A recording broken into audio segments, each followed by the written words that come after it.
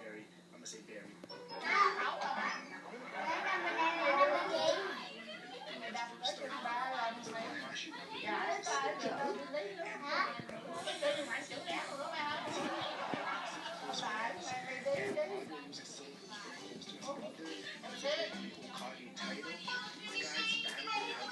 Very crazy battle. It was really interesting because these guys were so close when it comes to relationships. So definitely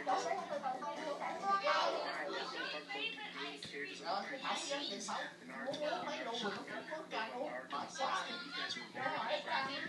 You saw the situation of Sasuke and Naruto's his closest friend. They all battled multiple times as kids and as grown adults and teenagers. So I definitely believe both of them as teenagers. These characters, Sasuke lost his family, so and Naruto was a little from the beginning, but Sasuke didn't suffer, and Naruto knew that this situation Naruto was Sasuke had a situation where Hokage to receive a trend in these two situations.